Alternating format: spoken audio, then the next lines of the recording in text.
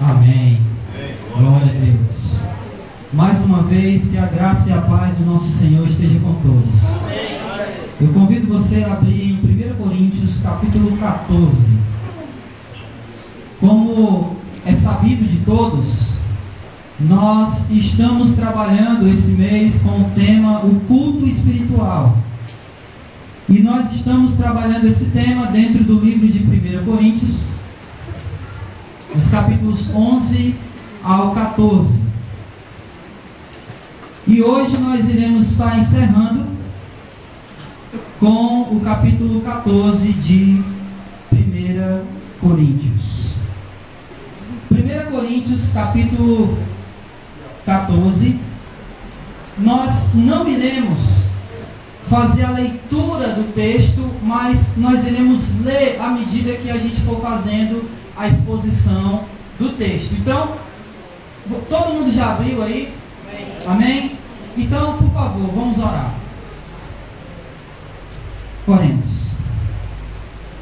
Senhor nosso Deus e Pai, nós te damos graças porque o Senhor tem sido bondoso conosco. Nós te damos graças porque Tu és o Deus Todo-Poderoso, aquele em quem nós cremos, aquele através de quem nós existimos, aquele que sustenta todas as coisas com a destra das Tuas mãos. E é a Ti que nós nos reunimos nesse lugar. Foi ao Teu nome que nós engrandecemos e cantamos nessa noite. E nesse momento, Pai, é a Tua palavra que nós queremos ouvir. Por isso, prepara o nosso coração para a Tua palavra. Que nesse momento, Senhor, eu não fale absolutamente nada que seja diferente ou fora da Tua palavra. Que nesse momento nós possamos, em nome de Jesus, estarmos com os nossos corações abertos, mas com a nossa mente atenta para a Tua palavra. Que a Tua palavra seja o centro da nossa pregação dessa noite. Que quando os nossos ouvidos estiverem abertos e atentos, que eles estejam abertos e atentos apenas para a Tua palavra, Senhor. Prepara o nosso coração para isso. Que se alguma coisa neste lugar, nesse momento, partindo de mim, que não vinha da Tua palavra, que a Tua igreja rejeite, Senhor. Porque aquilo que é para a edificação do Teu povo é única e exclusivamente a Tua palavra. E essa é a nossa oração. Em nome de Jesus. Em nome de Jesus. Amém, Senhor. Como eu já iniciei falando, nós estamos durante todo esse mês falando sobre o culto espiritual. E não teria um livro melhor para isso, para a gente falar sobre esse assunto, do que a carta de Paulo aos Coríntios. Tendo em vista que aquela igreja de Corinto, eles se achavam espirituais. Eles achavam que eles, por conta de terem alguns dons, por serem pessoas que tinham alguns dons espirituais, eles se achavam espirituais por causa disso. E é engraçado porque o que motiva Paulo a escrever a carta aos Coríntios não é para elogiá-los acerca dos dons, não é para tecer a eles elogios pelos dons que haviam manifestos naquela congregação. Pelo contrário, a motivação de Paulo a escrever a sua carta à igreja de Corinto é que eles estavam cheios de problemas por consequência dos dons. Os dons trouxeram para eles consequências. Não que os dons sejam ruins, não é isso. Não que os dons seja algo mal, pelo contrário. Mas por eles não saberem se utilizar desses dons, isso tornou para eles algo maléfico, por assim dizer. porque eles acabaram se tornando arrogantes. E é interessante porque quando nós estamos olhando a carta de Paulo aos Coríntios, é uma igreja, como eu já falei, cheia de problemas. Logo no começo, Paulo já começa a falar para eles: olha, vocês estão cheios de divisões. Uns dizem eu sou de Paulo, outros dizem eu sou de Apolo, outros dizem eu sou de Cefas, e ainda há um grupo que diz eu sou de Cristo. Então vocês não conseguem se entender entre vocês. Vocês têm problemas de relacionamento entre vocês. Vocês criaram grupos entre vocês. E vocês ainda acham e se consideram espirituais. Mesmo cheio de divisões, mesmo cheio de grupos dentro da congregação, vocês ainda têm a cara de pau de se achar espirituais. Claro, estou parafraseando, Paulo não fala isso. E isso ele fala no capítulo 1. No capítulo 2, Paulo fala para eles, não de maneira direta, mas indireta, que eles estavam com práticas mundanas. E Paulo chega a dizer: olha, eu não pude falar com vocês como a espirituais, senão como a carnais. Porque as atitudes que vocês têm tido não são atitudes de pessoas espirituais, mas são atitudes de pessoas carnais. A ponto de eu não conseguir dar para vocês um alimento sólido, mas só conseguir dar para vocês o leite, porque vocês são crianças. E achando que são espirituais por causa dos dons. Isso está lá no capítulo 2. No capítulo 3. No capítulo 5, Paulo vai dizer para eles uma situação, não que eles desconhecessem, mas uma situação que eles ignoravam, que era o enteado dormindo com a madrasta. O texto não nos revela se esse pai ainda era vivo, ou se esse pai já havia morrido, mas o fato era que o enteado estava mantendo relações sexuais com a sua madrasta. E Paulo olha para eles e diz: olha, no meio de vocês existe imoralidade, imoralidade tal que nem entre os gentios. E vocês acham que vocês são espirituais porque têm dons? Isso ele fala no capítulo 5. No capítulo 6, Paulo diz para eles: vocês são incompetentes. Porque existem irmãos aí que estão levando o outro a juiz iníquo, processando o irmão na justiça, e não tem ninguém entre vocês que julgue a causa deles. Vocês são incompetentes. O irmão tem que levar o outro na justiça, e não há ninguém entre vocês que julgue essa causa. E vocês se acham espirituais, está lá no capítulo 6. No capítulo 7, Paulo tira as dúvidas deles acerca do casamento. E eles tinham algumas, mas mesmo com essas dúvidas no casamento, ou provavelmente alguns problemas de alguns nos seus casamentos, eles se achavam espirituais. Capítulo 7 de 1 Coríntios. No capítulo 8, ele vai falar sobre a liberdade cristã e das carnes sacrificadas a ídolos, mas que essa liberdade que nós temos em Cristo não pode ser pedra de tropeço para o irmão. Não pode. E ele trata isso no capítulo 8.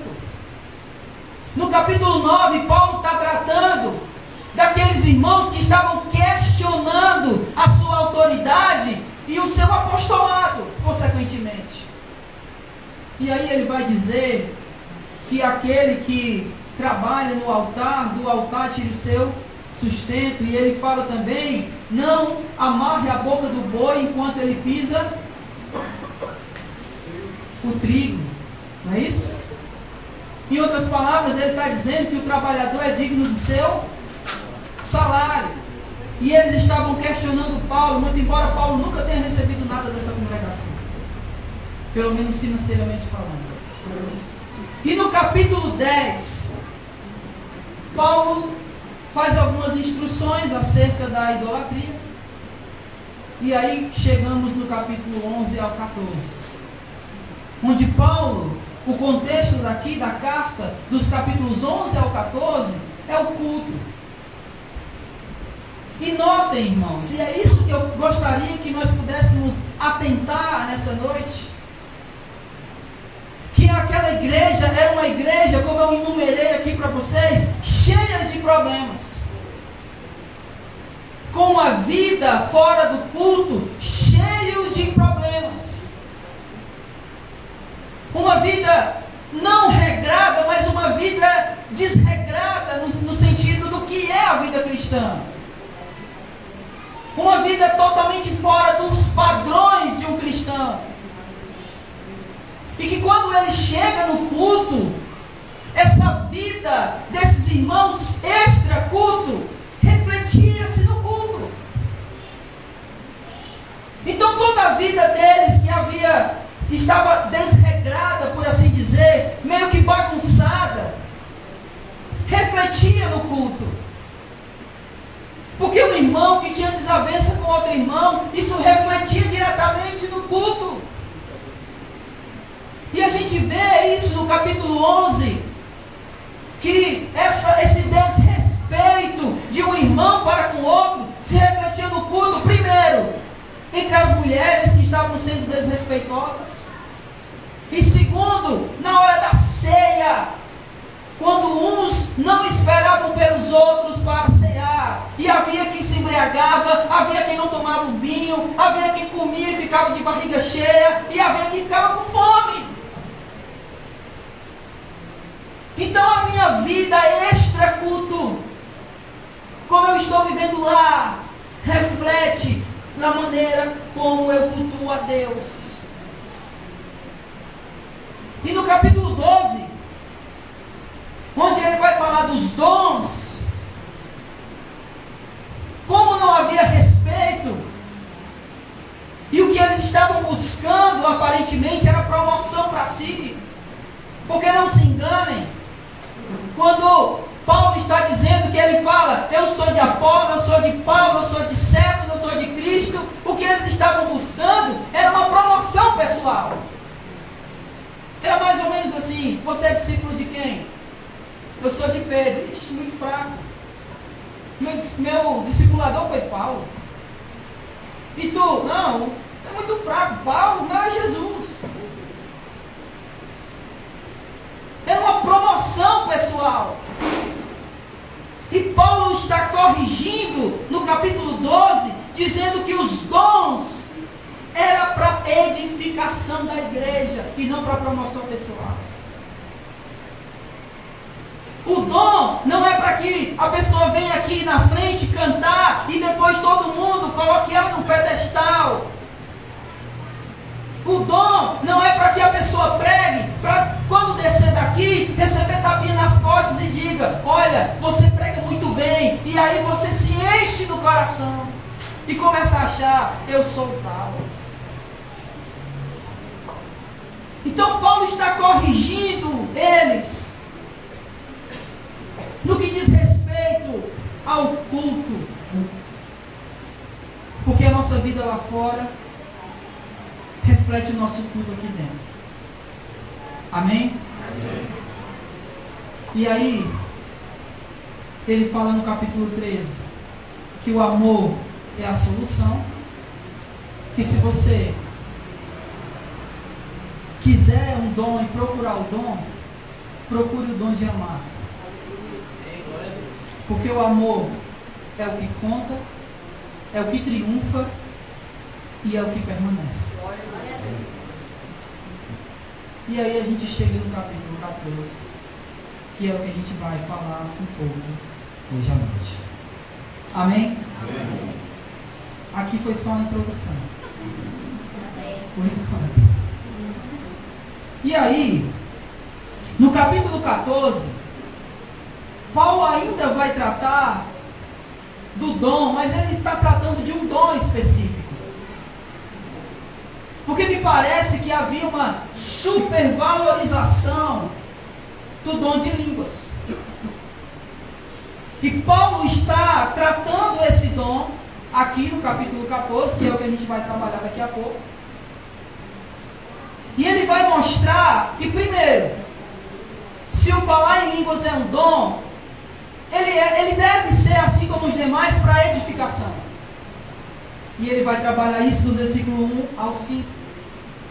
Depois ele vai dizer que, se esse dom é para edificação, só há edificação se eu entendo o que está sendo falado.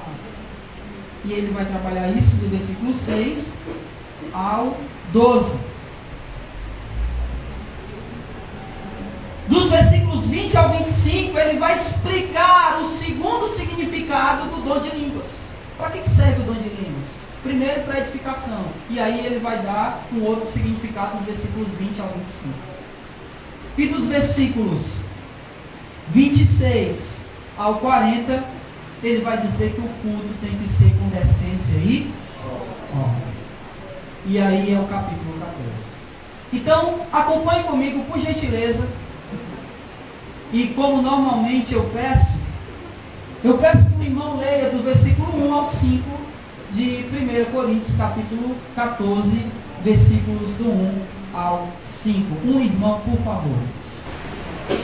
Segui o amor e procurai com zelo os dons espirituais, mas principalmente o de profetizar. Porque o que fala em línguas desconhecidas não fala aos homens, senão a Deus, porque ninguém o entende e em espírito fala mistérios. Mas o que profetiza fala aos homens para edificação, exortação e consolação. O que fala em línguas desconhecidas edifica-se a si mesmo, mas o que profetiza edifica a igreja. E eu quero que todos vós faleis em línguas, mas muito mais que profetizeis, porque o que profetiza é maior do que o que fala em línguas, a não ser que também interprete, para que a igreja receba edificação. Amém. Então, o motivo para o dom, ou o propósito do dom, é a edificação. E ele vai começar falando aqui, porque ele terminou o capítulo 13 falando de amor, então ele começou o capítulo 14 falando de amor, seguir o amor e desejar intensamente os dons espirituais, mas principalmente o de profetizar. E aí ele fala, pois quem fala em uma língua não fala aos homens, mas com Deus, porque ninguém o entende, mas pelo Espírito fala mistérios. Eu queria explicar algumas coisas aqui desse versículo 2. Primeiro, dizendo que Paulo está falando aqui de línguas como idiomas. Ele não está falando de uma língua estranha, mas uma língua estrangeira. E quando ele diz, versículo 2, que ninguém entende, só Deus entende, porque ele não está falando aos homens, é porque, muito embora, alguém aqui fala japonês? Sim ou não? Se eu começasse agora, preste atenção que isso é importante. Se eu começasse agora falando em japonês, você iria me entender? Então, para você, o que eu estava falando seria mistério. Esse é o sentido. Não é um mistério espiritual, mas é um mistério no sentido que para você é um mistério, você não está entendendo. Esse é o sentido de Paulo aqui. Então quem fala em línguas não fala aos homens, mas fala a Deus, porque se eu falar em japonês, Deus vai entender? Claro! Mas fala mistérios, porque quem está ouvindo ele não está entendendo, por isso que para quem está ouvindo e não fala japonês, será um mistério. Esse é o sentido aqui. Ele não está falando de línguas estranhas, mas línguas estrangeiras. E nós vamos ver daqui a pouco que isso é verdade. Porque isso ele vai dizer é um sinal para os incrédulos. Como é que uma língua estranha pode ser sinal para os incrédulos? A não ser que seja uma língua estrangeira. Nós vamos já explicar isso mais na frente. Mas o fato é que Paulo está falando aqui de idiomas. E o texto aqui, talvez o que mais nos complica, é quando ele diz que aquele que fala em línguas, ele edifica a si mesmo. Esse é o mais complicado. Porque mais na frente, olha, vou lá para o versículo 14, por gentileza.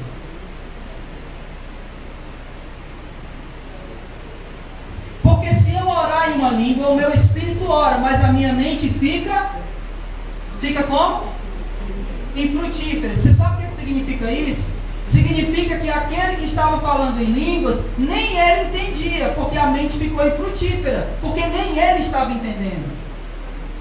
E no contexto do capítulo 14, isso é muito claro. Por quê? Porque Paulo diz que se alguém fala em línguas, haja quem?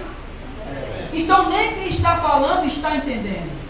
Caso contrário, não era necessário outra pessoa para interpretar. Não é verdade? Então, por que quem fala a si mesmo se edifica? Isso é uma incógnita. A melhor explicação que eu achei, lendo comentários sobre esse texto, é que já que a pessoa estivesse falando em línguas, não tivesse quem interpretasse, seria para quem está falando, já que nem ele está entendendo, como uma espécie de prêmio de consolação de Deus edificá-lo, ainda que ele não estivesse entendendo o que ele estava falando. Essa foi a melhor explicação que eu achei, porque as outras não faziam sentido nenhum. Mas, versículo 3, e é aqui onde eu gostaria de me deter um pouco também. Ele diz, mas quem profetiza fala aos homens, porque ele disse no versículo 2 que quem fala em línguas fala a Deus e não aos homens. Então, versículo 3, mas quem profetiza fala aos homens para edificação, exortação e consolação. E aí eu gostaria de explicar o que seria essa profecia, o que seria esse profetizar. Porque infelizmente, no meio evangélico, essa palavra profetizar tem sido muito mal usada, muito mal interpretada. E chegam ao cúmulo de confundir profecia com adivinhação do futuro. Não é verdade? Olha, eu vou profetizar na sua vida. Deus vai fazer isso, isso, isso e isso com você. Amanhã, segunda-feira, eu vou profetizar na sua vida. Deus vai abrir uma porta para você. Isso é profecia? Isso é profecia, irmãos? Não. Então, o que é profecia? Eu estava ouvindo um pregador esses dias, e ele me chamou a atenção no que ele falou. Ele disse o seguinte: olha, profecia, ela é muito mais aquele que está recebendo a profecia, ou os profetas do Antigo Testamento, por assim dizer, e alguns do Novo, quando eles estavam recebendo de Deus essa revelação para que eles profetizassem, eles estavam muito mais olhando para o passado do que para o futuro. Mas como assim? Geralmente aquilo que eles falavam ainda ia, como eles estavam olhando para o passado? Porque é simples. A profecia nada mais é do que a revelação da vontade de Deus. Então o que era revelado ao profeta era aquilo que Deus já havia estabelecido, já havia decretado, já havia colocado como a sua vontade, e a vontade de Deus foi estabelecida onde? No futuro? Foi estabelecida onde? No passado. Efésios 1:4. Ele vai dizer que ele nos elegeu quando? Antes de quê? Da fundação do mundo. Apocalipse 13:8. Ele vai dizer o cordeiro que foi morto quando?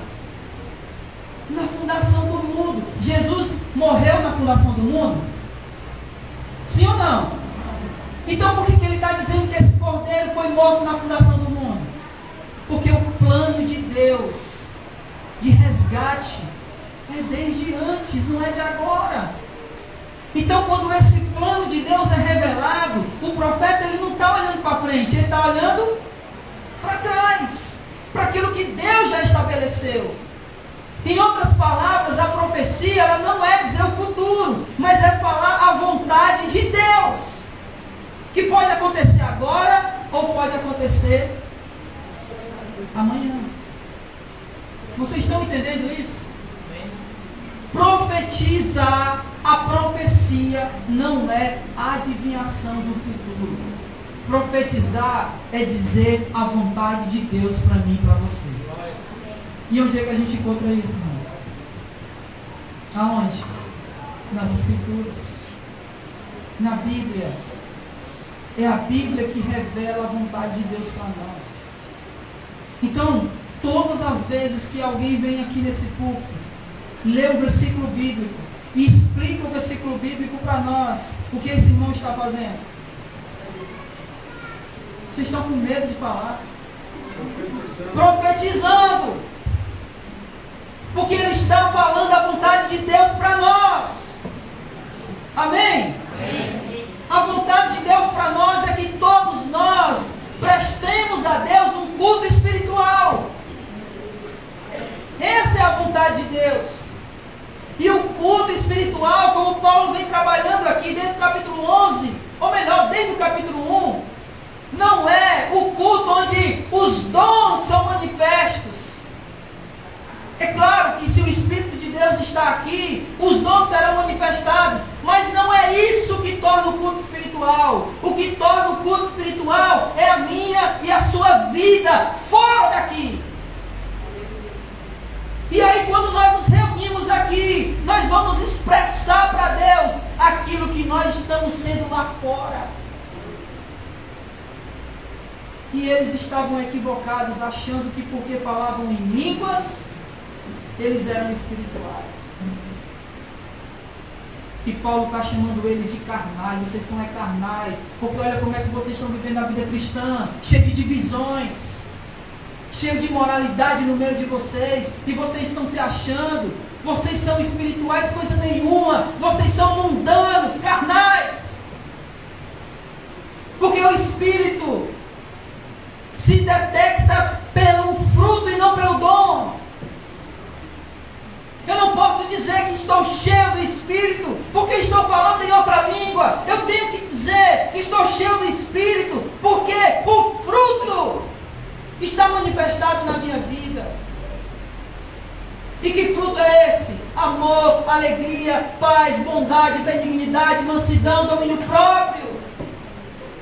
Se essa é a evidência do Espírito, eu preciso estar vivendo isso. Caso contrário, qualquer louvor que eu faça não vai ser espiritual e sim carnal. É isso que Paulo está dizendo para eles. Por isso Paulo está dizendo, olha, melhor que profetiza.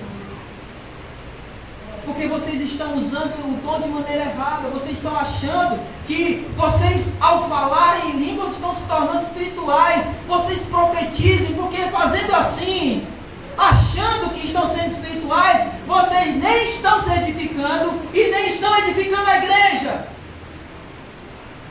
E o propósito do dom é edificar a igreja do Senhor. Caso contrário, irmãos, esse dom não vale de absolutamente nada. Nada. Ele fala isso várias e várias vezes aqui. Versículo 4. que fala em língua edifica a si mesmo, mas o que profetiza edifica quem? Mais alto, edifica quem? Olha o que ele fala no final do versículo 5. Quem profetiza é maior do que o que fala em línguas, a não ser que haja quem interprete, para que a igreja receba edificação. Não adianta um dom se esse dom não edifica a igreja. Esse é o propósito do dom. Aí, irmãos, do versículo 6 ao 12, Paulo vai dizer o seguinte: o propósito do dom é edificar, amém? Amém. Mas para que a igreja seja edificada, ela precisa entender o que está sendo dito. Por isso que o falar em língua sem haver quem interprete não adianta de nada. Porque para a igreja ser edificada, ela tem que entender o que está sendo dito. Não há edificação se não há entendimento. Por que estamos aqui? Por que nós estamos aqui? O que você veio fazer aqui? Você veio receber a sua bênção, não é isso? Foi não? Ser edificado, adorar a Deus, cultuá-lo, engrandecê-lo. É isso que a gente veio fazer aqui. Então há uma razão para nos reunirmos aqui. A gente não veio para cá para ficar com emocionalismos baratos. Não é que a gente não vai usar o nosso emocional. Nós usamos, amém? Amém. Se Deus tocar em você e você chorar, glória a Deus. Mas a gente não vai ficar buscando esse emocionalismo. Porque o culto tem que ser racional. Só assim a edificação. Quando nós entendemos a palavra de Deus, nós somos edificados. E é para isso que o dom serve. Olha só, versículo 6. Olha o que ele vai dizer. Ora, irmãos, se eu for até vocês falando em línguas, que benefício vos trarei? Se não vos falar por meio de revelação, ou de conhecimento, ou de profecia, ou de ensino. Qual é o benefício que eu vou trazer para vocês? Se eu não profetizar, se eu não ensinar e profetizar no sentido que eu expliquei. Se eu vier até vocês falando numa língua que vocês não conhecem, que benefício tem isso? Nenhum. E é uma pergunta retórica de Paulo. Nenhum. Versículo 7. O mesmo acontece com as coisas que não têm vida e emitem som, como a flauta e a harpa. Se não formarem sons distintos, como se saberá o que se toca na flauta e na harpa? É muito fácil, é muito simples de compreender o que ele está dizendo. Se nós pegarmos uma flauta e começar a soprar, ela vai fazer barulho? Sim ou não? Sim. Mas a gente vai identificar a música que está sendo tocada? Não. Se eu pegar uma harpa e começar a tocar naquelas cordazinhas dela, de todo jeito, de qualquer jeito, você vai identificar que música eu estou tocando? Então o que ele está dizendo é o seguinte: olha, se até a flauta e a harpa, ela precisa ser tocada de uma maneira que a gente entenda, quanto mais o falar, quanto mais o pregar. Precisa ser de uma maneira que eu compreenda o que está sendo falado. Caso contrário, vão ser sons ao vento. E ele já tinha falado isso no capítulo 13, lembra? Se eu falar a língua dos homens e dos anjos, e é claro, quero só fazer aqui um parêntese. Quando ele fala a língua dos anjos, ele não está dizendo que existe a língua dos anjos. Ele está fazendo aqui uma hipérbole. Ele está exagerando. Ainda que eu fale a língua dos anjos, se não tiver amor, serei como o símbolo que retine, não é isso? Ou o que mais? Serei como o bronze que soa e o símbolo que... O que ele está fazendo? Só será um barulho. Só um barulho. Serei como o símbolo que soa, o bronze que soa e o símbolo que retine. Só faz um barulho. Ou seja, não tem um propósito específico. Ele simplesmente está no barulho. Por exemplo, o que ele está querendo dizer é o seguinte, lá e aqui também. Preste atenção. O que vocês ouviram? Qual o propósito disso? Qual o propósito? Nenhum. Então, se eu falo em outra língua que não sou entendido, ou se eu não tiver amor, serei como esse barulho, serei como o bronze que soa e o símbolo que retine. Não tem um propósito específico, a não ser que isso aqui seja um código. Mas, para fazer sentido, você precisa conhecer a fala e o código. E ela só faz sentido quando você entende. E você só é edificado por aquilo que se é dito quando você entende o que é dito. Amém? Amém. Vocês entenderam isso? Amém. Versículo 8. E ele continua dando exemplos, né? Porque se a trombeta tocar de modo incerto, quem se preparará para a batalha? Ele está usando aqui o exemplo da batalha, porque todas as vezes que o corneteiro lá, ele tocava a trombeta de uma maneira, então o exército sabia que era para se reagrupar. Porque eles conheciam a maneira do corneteiro tocar. Então, se esse corneteiro começasse a tocar de qualquer jeito, o exército ia entender? Não.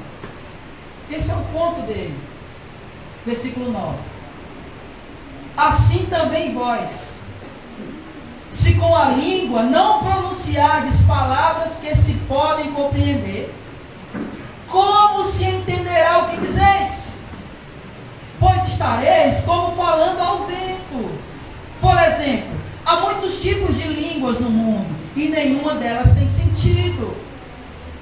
Olha aqui a primeira evidência de que, lá no versículo 2, ele está falando de idiomas. Ele está dizendo que todas as línguas do mundo, elas não existem sem sentido. Ele está falando de línguas, de idiomas, de línguas estrangeiras, e não uma língua estranha.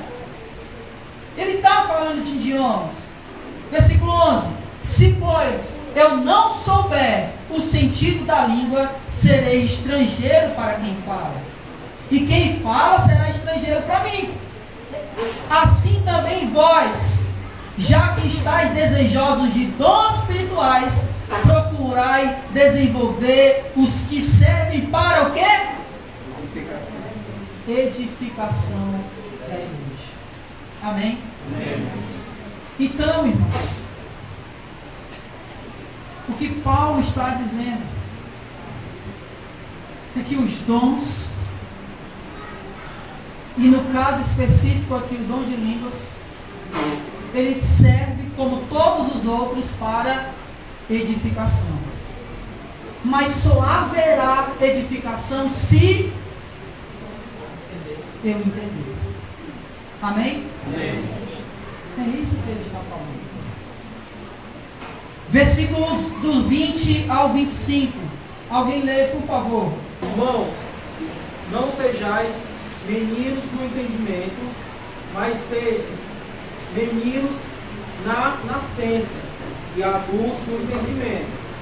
Está escrito na lei: com gente de outras línguas e por outros lábios falarei a este povo, e ainda assim não ouvirão, diz o Senhor, de sorte que as línguas são um sinal, não para os fiéis, mas para os infiéis. E a profecia não é sinal para os infiéis, mas para os fiéis. Se, pois, toda a igreja se congregar num lugar e todos falarem em línguas e entenderem e entrarem indultos ou infiéis, não dirão porventura que estáis loucos. Mas se todos professarem e algum indulto ou infiel entrar, e de todos é convencido, de todos é julgado. Portanto, os segredos do seu coração ficarão manifestos, e assim, lançando-se sobre o seu rosto, adorará a Deus, publicando que Deus está verdadeiramente entre vós. Amém. Olha só o que ele está falando. Ele está defendendo aqui, olha, antes que vocês profetizem. Ele vem defendendo isso desde o começo do capítulo. É melhor que vocês profetizem do que vocês falem em línguas. Primeiro porque se você falar em língua e não tiver quem interprete, a igreja não vai ser edificada e não vai cumprir o propósito do dom. E segundo, porque para a igreja ser edificada, ela tem que entender o que está sendo dito. Terceiro, porque o dom de línguas não é para vocês. O dom de línguas é para o incrédulo, o infiel. E é aqui que nós precisamos entender, porque ele está citando um texto, no versículo 21, do Antigo Testamento. E no texto do Antigo Testamento, tanto Isaías como Jeremias, eles sempre profetizavam ao povo, diziam o seguinte: olha, quando Deus tiver de aplicar o juízo para vocês, o primeiro sinal do juízo de Deus é que vocês escutarão uma língua estrangeira. Como assim? Quando Deus ele aplicou o juízo sobre a nação de Israel do Reino do Norte, qual foi a nação que eles ouviram no portão? A nação da Assíria. Então, como eles sabiam que ali era juízo de Deus? Porque eles ouviram uma nação falando uma língua estrangeira.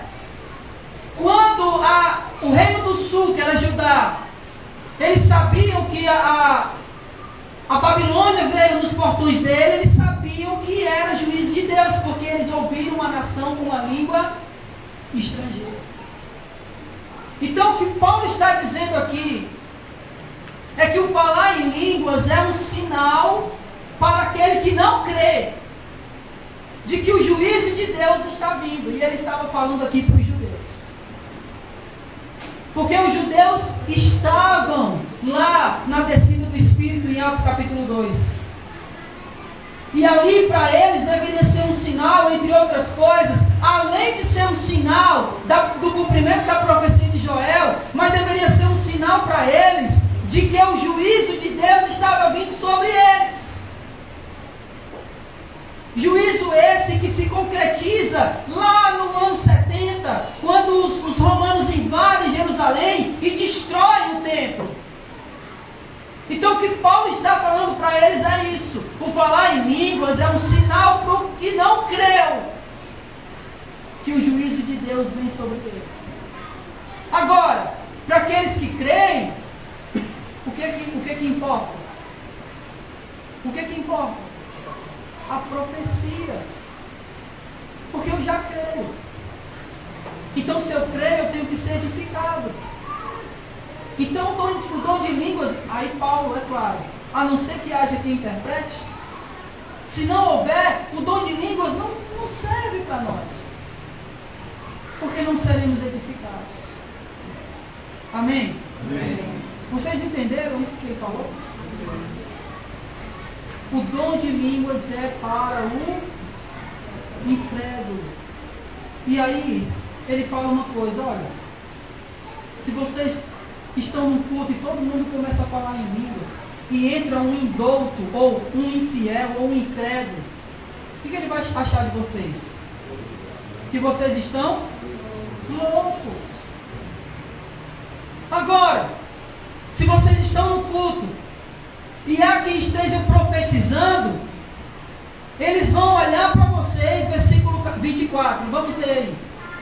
Mas se todos profetizarem e alguma pessoa incrédula ou não instruída entrar, será por todos convencido do seu pecado e julgado. Os segredos do coração serão manifestos, e assim, prostrando-se com o rosto em terra, adorará a Deus, afirmando que de fato Deus está entre vós. Por quê? Porque eles entenderam o que está sendo dito. E por entender o que está sendo dito, as profundezas do seu coração foram sondadas pela palavra. E aí eles caíram diante de Deus e reconheceram que Deus está entre nós. Amém. Amém, irmãos? Amém. É isso que ele está falando. Para finalizar, a ordem no culto. Versículo 26. Acompanhe, por gentileza. Irmãos, o que fazer então? Quando vos reunir, cada um de vós tem um hino, tem uma palavra de instrução, tem uma revelação, tem uma palavra em língua que tem interpretação. Tudo deve ser feito visando o quê? A edificação. Se alguém falar em uma língua, que fale somente 2, quando muito 3, e um de cada vez, e haja quem interprete. Mas se não houver intérprete, que permaneça calado na igreja, falando consigo mesmo e com Deus. Que 2 ou 3 profetas falem, e os outros julguem o que foi dito. Mas se for dada uma revelação, alguém que estiver sentado, cale-se o primeiro, porque todos poderei profetizar, um de cada vez, para que todos aprendam e sejam encorajados. O espírito dos profetas está sujeito ao controle dos profetas, porque Deus não é Deus de desordem, mas sim de paz. Como em todas as igrejas dos santos, as mulheres devem permanecer caladas nas igrejas, porque não lhe é permitido falar, mas estejam submissas com toda a lei e ordem. Se quiserem aprender alguma coisa, perguntem em casa ao marido, porque para a mulher é vergonhoso falar na igreja. Ao caso foi de vós que a palavra de Deus saiu, ou ela veio somente por vós? Se alguém se considera profeta ou espiritual, reconheça que as coisas que vos escrevo são mandamento do Senhor. Mas se alguém não reconhece isso, tal pessoa não será reconhecida. Portanto, irmãos, desejai intensamente o dom de profetizar. Não proibais de falar em línguas, mas tudo deve ser feito com decência e honra. Amém? Amém? Como ele diz, Deus não é um Deus de confusão. Nós não podemos de maneira nenhuma entregar a ordem do culto às nossas emoções e sentimentos, porque senão nós não faremos um culto racional e consequentemente o nosso culto não será espiritual.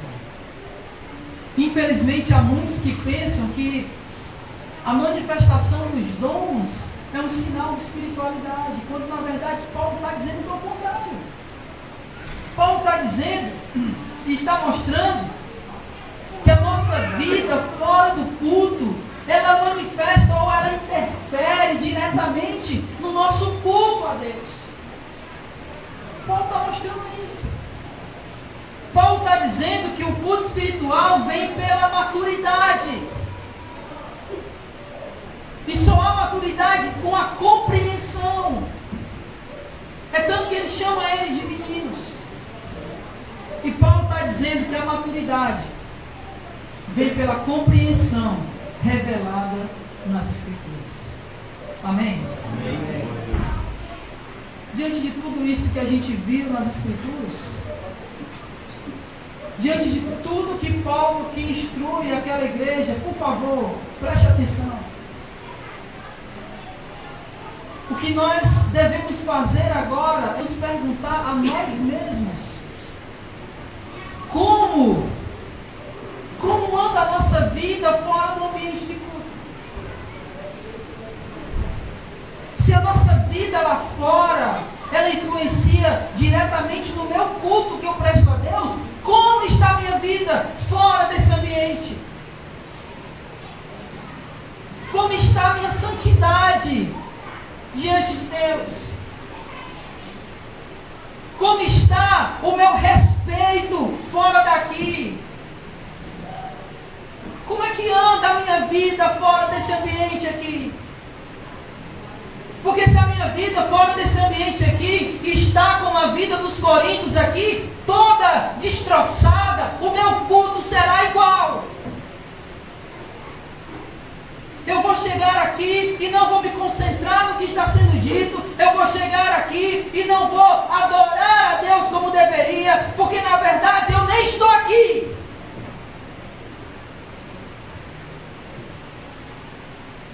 Nós precisamos, de verdade, olhar para as nossas vidas. Não olhe para a vida da pessoa que nem está aqui. Que talvez a gente é muito rápido em dizer assim: olha, rapaz, isso aqui era para fulano, se ele estivesse aqui. Não. Quem está aqui é você. Examine-se, pois, a vida do irmão. Não é assim que está escrito? É não? Examine-se, pois, o homem. Olhe para você. E veja se há algum caminho mau. Aliás, eu digo mais. Faça o que o salmista disse: Senhor, vê se há em mim algum caminho mau. Peça para Ele esquadrinhar o seu coração. E olhar se a sua vida fora desse ambiente é uma vida digna de um cristão. Para quando nós nos reunirmos, nós pudermos prestar um culto que agrade e honre a Ele, como Ele merece ser honrado. Que as manifestações de dons aqui não nos traga um ar arrogante, como se nós fôssemos espirituais, porque temos dons. A nossa espiritualidade vem do fruto e não do dom. Vem da minha vida lá fora, que interfere diretamente no meu culto. Os coríntios, eles prestavam culto a Deus distorcido, porque a vida deles estava distorcida. Eles não participavam da ceia da maneira correta, porque a vida deles não estava correta. Então, como está a sua vida fora desse ambiente aqui? É isso que você tem que sair daqui pensando. Eu não estou aqui, muito embora Deus diga que Ele quer que nós sejamos perfeitos, eu não estou falando de perfeição, porque Jesus é perfeito e nós somos perfeitos nele, não por nós mesmos. O que eu gostaria que você saísse daqui pensando é: a minha vida fora desse ambiente de culto tem sido um culto? A minha vida fora desse ambiente de culto agrada a Deus? Porque a última coisa que eu gostaria, irmãos, que nós fôssemos, e eu tenho absoluta certeza de que Deus também, é que a gente fosse cristão só quando a gente estivesse aqui. Nós demonstramos o nosso cristianismo enorme. Aqui todo mundo é crente, mas nós verdadeiramente mostramos quem somos quando nós somos enviados como ovelha no meio dos lobos. Porque é muito fácil, no meio dos lobos, nós virarmos lobos também. Como está a nossa vida fora desse ambiente aqui? Pense nisso. E juntamente com isso, pense como está o meu culto a Deus. Você veio para cá hoje, cantou, talvez porque você conhece as músicas de cor e sabe as letras. Ou será que você veio para cá e cultuou porque de fato você veio para cá com o desejo de prestar a Deus um culto? De dizer para Ele: Senhor, eu vim para cá porque eu quero adorar o Teu nome, porque só Tu és digno. Como anda o nosso culto, irmãos? Como anda a nossa reverência a Deus? Olha, eu falo isso porque, olha, às vezes a gente está aqui no culto e as pessoas ficam lá fora. Como se nós não estivéssemos fazendo nada, ou melhor, como se isso aqui não fosse algo importante. Como se nós não estivéssemos cultuando a Deus. Nós simplesmente negligenciamos esse momento. Fazemos bagunça. E Paulo está dizendo que Deus é um Deus de ordem. E a única coisa que mais a gente não faz, ou melhor, que mais a gente faz, é desordenar o momento do culto. Saímos, entramos, como se nada tivesse acontecendo, como se Deus não fosse o nosso ser que merece a nossa adoração. Como anda o nosso culto? A gente tem entendido que quando vem para cá a gente vem para adorar? Ou a gente tem pensado que quando a gente vem para cá a gente vem para se agradar? Como eu disse, para buscar a minha bênção. Você não veio para cá para buscar absolutamente nada. Você veio para cá para deixar no altar de Deus a sua adoração. E para isso que você veio para cá. E Deus é tão bom, mas tão bom, que você vem para cá para adorá-lo e você sai daqui edificado por Ele. Esse é o Deus que a gente serve. Nós não precisamos dizer para Deus o que Ele tem que fazer de bom para nós, porque é Ele que sabe o que é melhor. Então, como anda o nosso culto? Quando a gente vem para cá, a gente vem mesmo para adorar, ou vem para cá porque faz tempo que eu não vejo o irmão, faz uma semana, eu só vejo ele no domingo seguinte, e eu gostaria tanto de dar um abraço nesse irmão. Abraçar o irmão é bom, mas você vem para cá para adorar.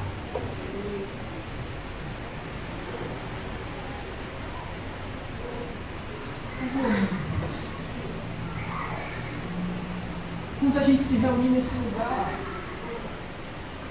eu peço para você, em nome de Jesus, adore a Deus como se fosse a última vez que você adora a Deus aqui na terra, porque pode até ser. Que você esqueça absolutamente tudo. Olha, amanhã tem uma conta para pagar. Eu acho que todo mundo aqui tem. Mas não é o momento de pensar na conta. Não é o momento de a gente ficar pensando no trabalho que eu tenho que fazer amanhã na segunda-feira. Não é momento de nada disso, é o momento de nós adorarmos a Deus. Como está nosso culto? E o nosso culto é reflexo da nossa vida lá fora. Se a minha vida lá fora é uma vida que eu não respeito ninguém, que eu não cumpro ordens, que eu não cumpro horários, o culto vai ser do mesmo jeito. E é isso que Paulo está alertando aos Coríntios. Porque a gente vem para cá achando porque por causa que eu estou aqui, eu sou espiritual. A nossa espiritualidade é manifesta lá fora. E aquilo que nós somos lá fora vai interferir na nossa adoração aqui dentro. Amém? Amém. E em último lugar, E agora de verdade, mas é o último dia. Como anda a nossa vida cristã? Temos sido meninos? Ou a maturidade já chegou? Se a gente for menino, a gente vai pensar como menino, agir como menino, como Paulo disse no capítulo 13. Mas, se a gente atingiu a maturidade cristã, nós deixamos as coisas de menino e passamos a viver uma vida madura na fé. E uma vida madura na fé é uma vida que, mesmo quando eu tenho algum problema com o irmão, eu sou maduro o suficiente para sentar com ele e resolver. Meninos é que quando se... Vocês já viram dois meninos brigando por um brinquedo? Vocês já viram dois meninos que estavam brigando por um brinquedo, sentar um do lado do outro e dizer assim, senta aqui que nós vamos conversar sobre esse brinquedo. Vocês já viram ele fazer isso? Por quê? Porque ele é um menino. E aí a gente está agindo como menino. O maduro faz como? Vamos conversar. Como é que está a nossa vida cristã? Só que, irmãos, por favor, como é que a gente pode amadurecer na fé se a gente não ouve a palavra? Como é que a gente pode amadurecer na fé se nos cultos de ensino não dá para ninguém? Eu mostrei para vocês aqui nas escrituras que só há edificação quando há o quê? Compreensão. Como nós queremos amadurecer se nós não compreendemos as escrituras?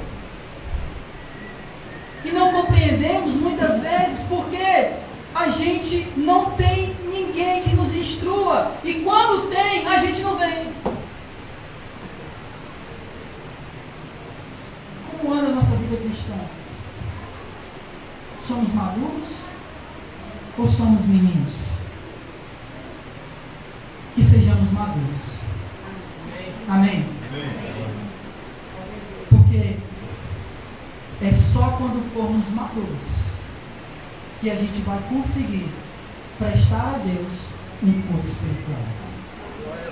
Você crê assim? Amém? Amém? Que Deus nos abençoe. Fiquemos de pé.